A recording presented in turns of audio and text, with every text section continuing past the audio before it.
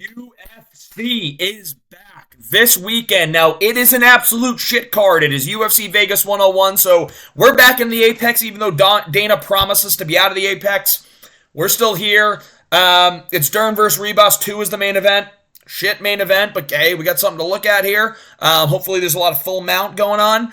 But Prediction King's back, guys. I went 327 and 187 last year. My prediction rate was 63.6%, which isn't too fucking bad, guys. And I ended the year very, very strong, picking the right underdogs. And we're talking the plus 270 underdogs. We're talking the Dustin Jacobys, We're talking all those good ones. The Mataus Rombeskis, the 220s there. So we're picking good underdogs. I got a couple that I like on this card too, but I'm going to give you my picks and prediction for the whole card. We're going to go through my prediction rate every single week, obviously.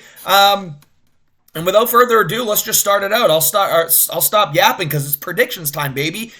We're so fucking back, dude. I'm fired up. Let's go.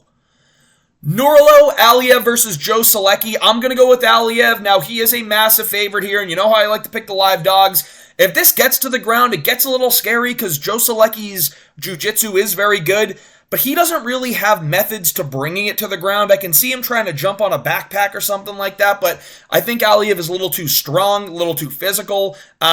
He fought Rafael Alves in his last fight, and he won by a majority decision. That's a much tougher fight than Joe Solecki to me. I think Aliev has better wrestling. I also think he has better striking, so I think he's going to be able to keep this on the feet. You might see a couple of moments from Joe Solecki early where he's able to land like 2 body kicks that sound pretty loud, but that's all you're going to see from him here. I think Aliev's going to win this fight. He's probably going to win it via decision. Expect it to be a pretty boring fight to start out. He could get a finish here, but I'm going with Aliev by decision. Aliev's the pick here. He's minus 725, so it's not anything crazy here. Moving on, I'm going Fatima Klein. I think she's night and day better than Victoria Dudakova, if I'm being honest. I think Dudakova's very meh. She's got a lot to work on. I actually think Fatima Klein is really good. I'm trying to remember who Victoria Dudakova lost to. She lost a split decision to Sam Hughes that she actually arguably could have won. It was a close one. But yeah, I'm going with Fatima Klein. I just think she's overall better. I know that Dudakova has a little bit of a better finishing rate, but I just think Fatima Klein is so much better. And in a fight that I don't expect to be a finish, I'm going Fatima Klein. I think she shows a masterclass. I'm going 30-27 decision from Fatima Klein. I think she's better on the feet. I think she's better in the grappling.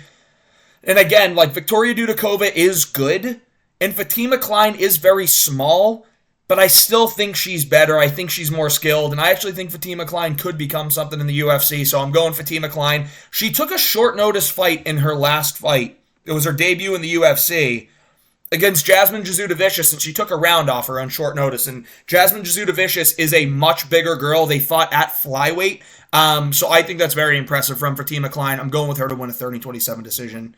Moving on. Bruno Lopez versus Magomed Gadziazulov. I don't think Gadziazulov's that good, but I think he's better than Bruno Lopez. I'm going to pick him to win a decision here. I think he's going to find a way to get this to the ground and hold it to the ground. I don't think Bruno Lopez has the jiu-jitsu game or the counter wrestling really to be able to stop the takedowns.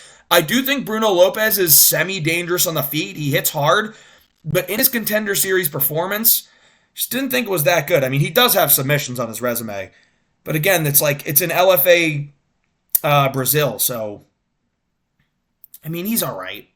He really is okay. But I'm going to go with Gadziazulov. I think his wrestling is going to be able to nullify any of the submission games here, and Gadziazulov is willing to camp half guard, camp side control, and not really give up position. He's not going to go for anything too crazy to give himself up in a submission. And in terms of his kickboxing, it's not bad. I think he has some pretty good, powerful kicks. He does have some power in the hands. Now, Bruno Lopez also has power in the hands, but his performance on the Contender Series it looked lackluster to me. I like his experience having 14 fights under his belt where Gadziazulov only has 9. But I don't think Gadziazulov is that good.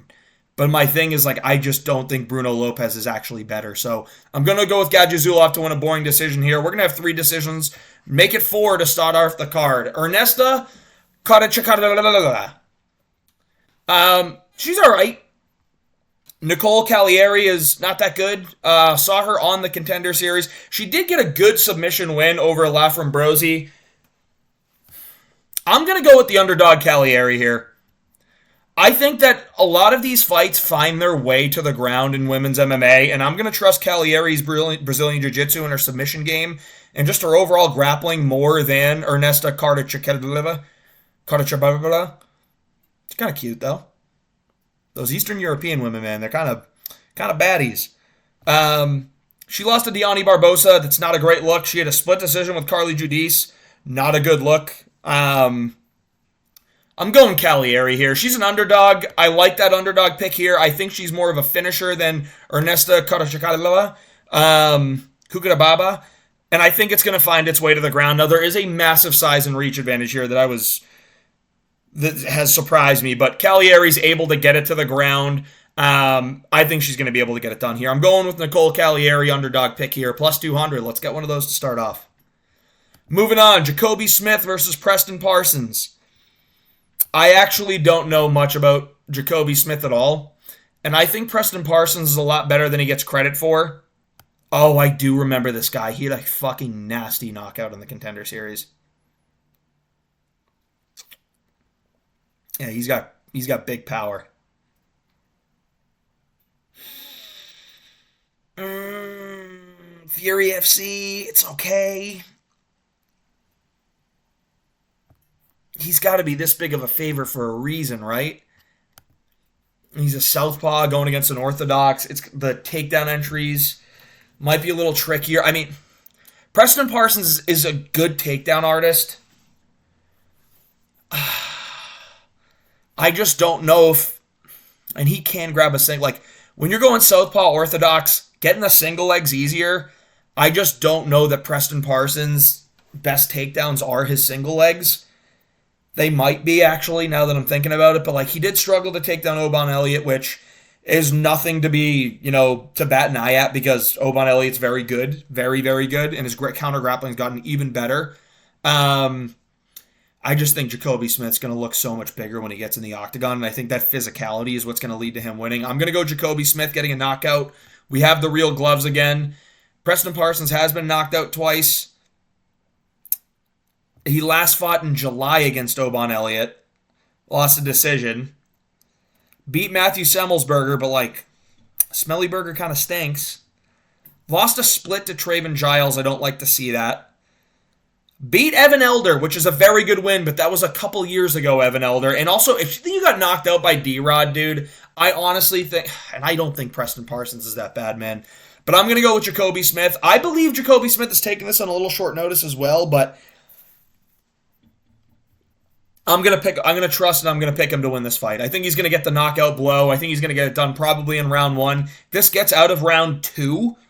It gets very, very dicey, but I'm going to go Jacoby Smith by knockout here. We're going to move on. Trey Ogden versus Thiago Moises. I think Thiago Moises' wrestling is very, very good. I actually think that Trey Ogden's a very hard person to take down, and he does a very good job of controlling fights with his jab. Thiago Moises, I think his striking is fucking terrible, but he is willing to kind of smudge it up against the fence and have a boring fight. His jiu-jitsu is tremendous. Like that he's younger. He's never been knocked out. But Trey Ogden... Oh, no, that's Trey Ogden's never been knocked out. I'm sorry. Because I know that Moises has been TKO'd by BSD. Ogden got a win here against Rajabov, beat Kurt Hollabaugh. He's been active. He's getting wins. He was beating Nicholas Mota. Yeah, he lost a decision to Bahamondes, but Bahamondes is on a KO streak of beating people up right now. He beat Zell Huber. I'm going to go Trey Ogden underdog pick here, man.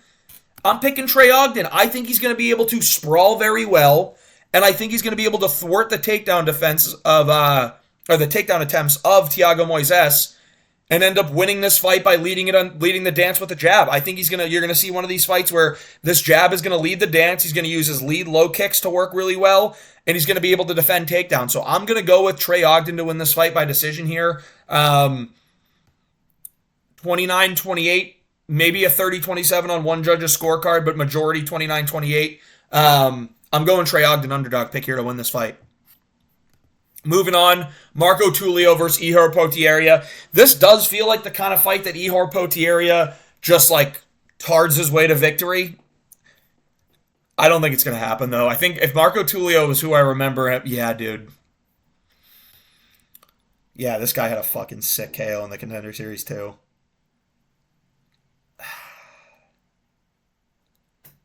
I'm going to go with Tulio to win by knockout.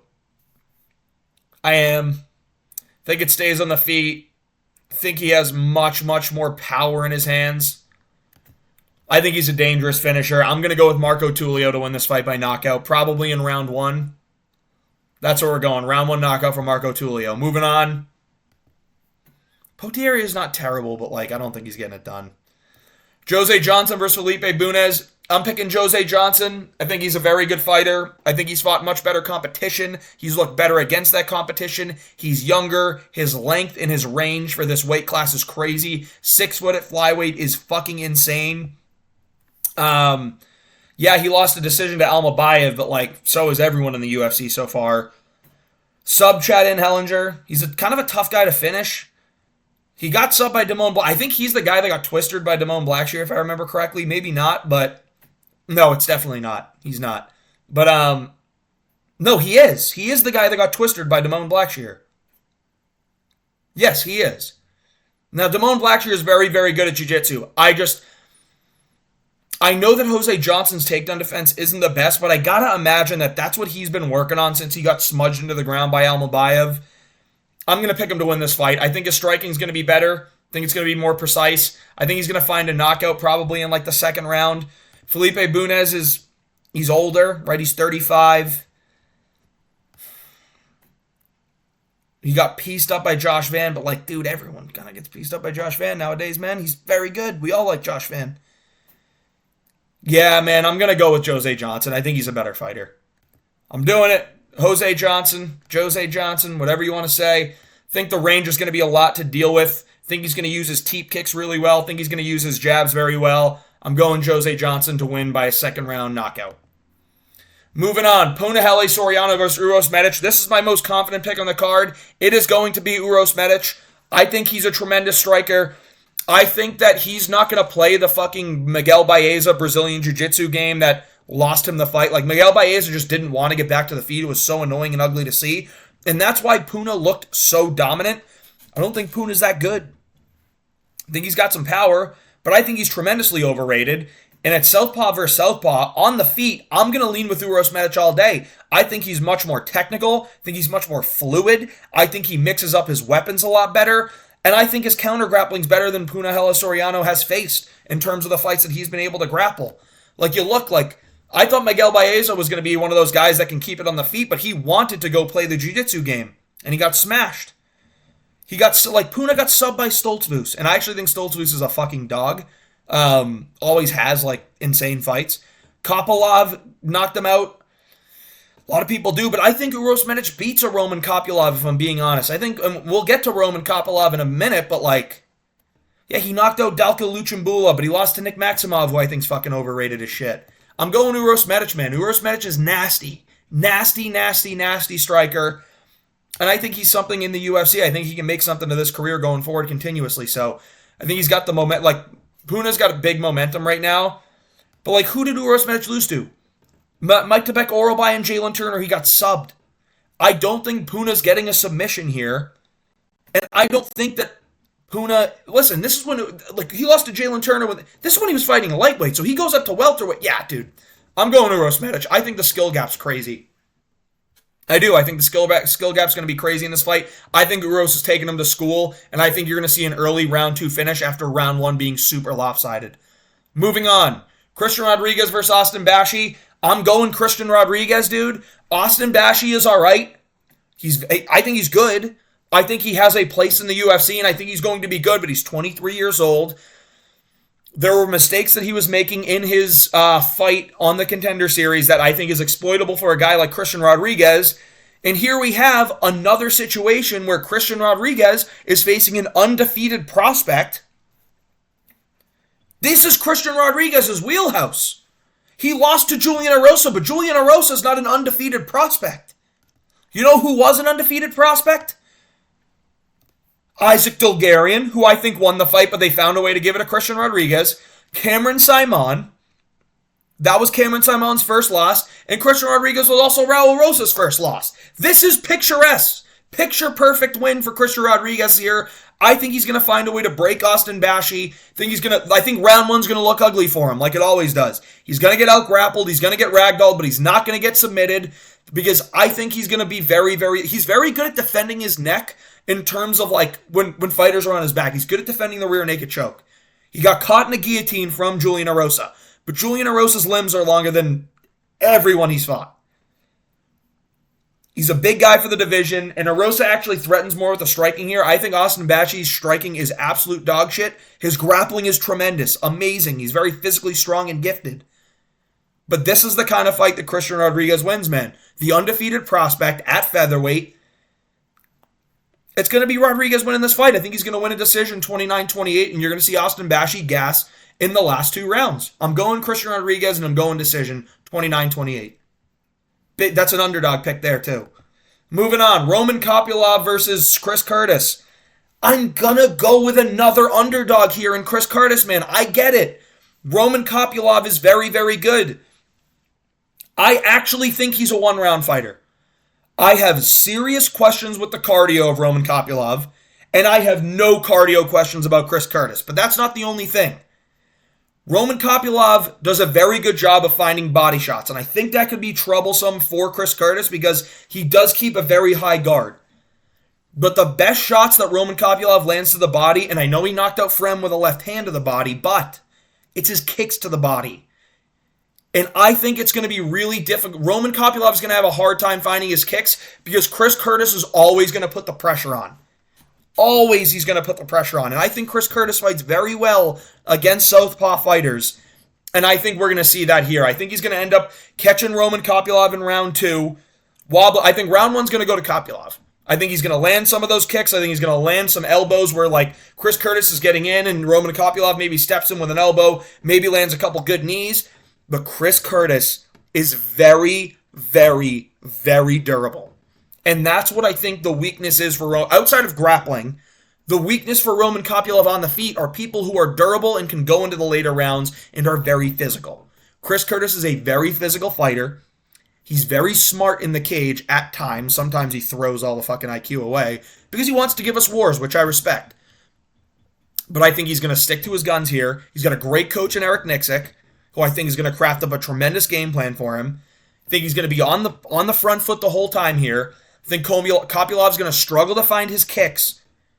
And if it's coming down to hands versus hands, I'm taking Chris Curtis over Roman Kopylov, guys. I'm going I'm going Chris Curtis to win this fight. I think he's going to find a round 3 finish. And I don't think it's going to be body shots, but I think the body shots are what's going to set up the big left hand that Curtis is going to land that knocks out Roman Kopylov, and he's going to finish it with ground and pound. I also think that Chris Curtis is not getting taken down by Kopylov. There's no way. No way in hell. I'm picking Chris Curtis to win this fight. I think he finds a knockout in round 3, and I think we're going to see Roman Kopylov gas after the first round and a half. And that's where Curtis is really going to take over, find his finish in round 3. I'm telling you guys, this is what it's going to look like. Kopylov's going to have a couple good minutes in round 1 early. But as round 1 starts to finish, you're going to see the tide is starting to turn. It's going to be a Roman Kopylov round, but you're going to see that these shots are not doing as much damage to Chris Curtis as they've done to the Josh Frems, the Claudio Heberios. God, what other shit guy has he knocked out? Because that's all he's done is knock out terrible fighters. It's not going to, he's not like, Chris Curtis isn't gassing out like Cesar Almeida did. I think he's going to wear a lot of that damage early and just push through in round 2 and 3 and break Roman Kopylov and end up getting the round 3 finish or winning a decision 29-28. If this goes to a decision, though, I can see this being a brutal robbery. I can. I think Kopylov's a guy that they can put in the rankings and say, hey, Bonakal, go fight Roman Kopylov. You'll get in the rankings that way. I can totally see that being the case, but I'm going Chris Curtis to win 3rd round finish. Moving on. It's 3rd round knockout. Cesar Almeida, Abdulrazak Alhassan. I will take the favorite here. I am going to go with Cesar Almeida. I think he's just... Listen, I think this is a fight that's going to take place in the feet. And I think that Cesar Almeida is just... He may not have the same level of power that Alhassan has. I think he's faster. And I think he's just a much better technical striker. And I think they're going to have moments where, this isn't looking good for Alhassan. He shoots and he has moments where he's able to hold Cesar Almeida against the cage. But I think I'm not going to say he gasses out because he trains at elevation. and his cardio is pretty good for how big of a guy he is. But I think Alhassan's a guy that kind of quits in there when things don't go his way. I can see Cesar Almeida landing really, really good teeps to the body, really good right hands to the body, and starting to break down Abdul Razak Alhassan and finding a finish in late round 2. Cesar Almeida, round 2 knockout, late round 2. Moving on. Ponzinibbio versus Carlston Harris. I'm done picking Carlston Harris for anything. Think he's overrated as shit. I'm going Ponzinibbio, man. I think he's much better. I think he's going to be able to stop the takedown defenses of Carlston Harris. And I think if Carlston Harris can't get it to the ground, he really does look like a fish out of water on the feet. And I think Ponzinibbio still is crafty enough to work. I think the low kicks are going to dictate the story. Now, thank God Rogan's not on the podcast. Or is not in the commentary booth, because I think this is going to be one of those fights where all we hear about is low kicks. And Rogan would be literally covering the camera with his own creamy goo, I will say, when he sees what's going on with the leg kicks here. Like, dude, they might have to shut the Joe Rogan podcast off if he's watching these fights, because the room might be painted white. But I think Ponzinibbio is going to be able to get it done here. Think he's going to win a 30-27 decision. Think it's going to be a lot of the low kicks. Think it's going to be a lot of the jabs and the lead hooks. I'm going Ponzinibbio to win an absolute masterclass decision for two old heads here. And moving on. Mackenzie Dern versus Amanda Ribas. Now, I'd love to say that Mackenzie Dern is going to sit in full mount for 25 minutes, and we're going to have a hell of a view. But I'm going to pick Ribas to win this fight. I think Dern's fallen in love with her boxing a little too much, where she doesn't go to the ground as much as she should. And I think a lot of these women are getting better at defending the takedown attempts, where if it gets on the ground, I think Mackenzie Dern can find a finish in any moment. But I think Mackenzie Dern's going to struggle to actually get it to the ground, and I think Ribas is going to be able to keep this on the feet, and I think she's just going to be better on the feet. So I'm going to go with Amanda Ribas here to win a decision, 48-47. This is going to be a split. It is. One of the judges are going to do what we all do and just stare at Mackenzie Dern's ass jiggle the whole time and just say, yep, I'm giving it to Dern, 50-45. You know what, 50-44. Round 3, there was a little extra jiggle. So I think you're going to see scorecards like 48-47 Ribas, 49-46 Dern, and the winner by split decision, 49-46, Amanda Ribas. And we're going to go, dude, how the fuck are judges still fucking up in the UFC and Dana's not going to do shit about it? But meanwhile, we're all going to be staring at the screen going, because our brain was just jumbled from staring at Mackenzie Dern's ass the whole time. Listen, Tricoli, if you want to find me and fucking fight it out, you can do so. I think you're a little pussy bitch trying to fucking use her phone to meet up with other people and try and fight them. I'll call a spade a spade. You're a fucking pussy bitch. Come find me. I'll bring Shara to come fucking beat your ass. How about that? Pussy bitch. Little crash out there. But how else do these videos usually go? I'm going Amanda Ribas here. I think I picked a good amount of underdogs. Amanda Ribas by split decision, by the way. I picked one plus 200 underdog, another plus 200 underdog, so 2 underdogs, 3 underdogs, 4 underdogs. 4 underdogs. 3 of them are plus 200 or more. So let's make some fucking money this weekend, guys. These are my picks and predictions. If you enjoyed the video, please like and subscribe. We're getting back in the win column, man. 63.6% was the percentage record last year. We're going to beat it this year. The goal is to get to 65. That's a really fucking hard number for MMA. But dude, I'm doing my research. I'm studying. I'm also going to fucking lean with my gut a lot more times, because sometimes I overanalyze and I just see things going a different way. That could be what happens in this Chris Curtis and Christian Rodriguez fight, but I'm going to trust my gut. I think those two guys are going to pull it off and win. Hope you enjoyed the content. If you did, please like and subscribe. Tomorrow, the final 2024 MMA video is coming out. It is Fights of the Year. Hope you guys are excited for it. Thank you again for watching. Thank you again for joining. UFC's fucking back, baby. Let's go. I'm all jazzed up. Come on now. I'm going to go to the gym and hit the fucking bag, dude. I'm all fired up.